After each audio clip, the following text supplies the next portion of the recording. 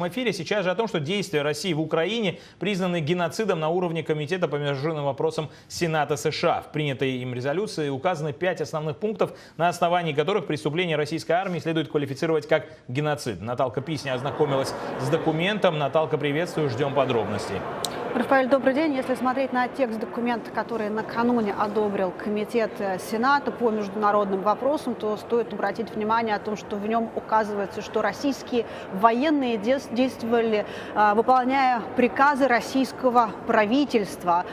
И таким образом то, что они совершали в Украине, сейчас я более детально к этому вернусь, как раз подпадает под определение, которое прописано в Конвенции о предупреждении и наказании за преступления, связанные с геноцидом. В частности, в резолюции указывается, что, выполняя приказы правительства Российской Федерации, российские военные этой страны расстреливали и убивали мирных жителей. Они стреляли по жилым кварталам, по больницам, школам и тем убежищам, в которых находились украинцы, спасающиеся от обстрелов. Российские военные также нанесли телесные и моральные увечья тем украинцам, которые, пытаясь покинуть города, которые находились под обстрелом или в оккупации,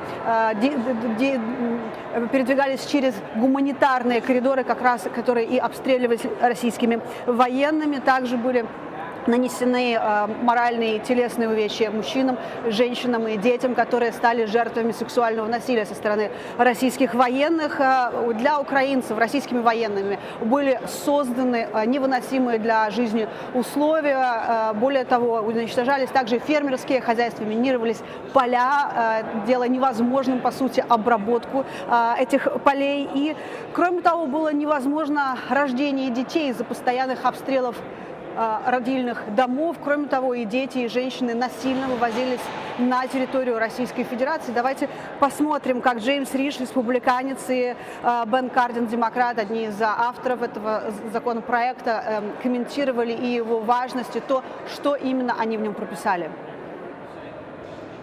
Путин чрезвычайно четко дал понятие словами и действиями, что его цель — уничтожить украинский народ. Я лично видел результаты его жестокости в Ирпени и Киевской области. Эта резолюция осуждает геноцид украинцев, призывает американское правительство работать с союзниками, чтобы предотвратить акты геноцида в будущем, и поддерживает расследование для совершения правосудия за эти ужасные преступления.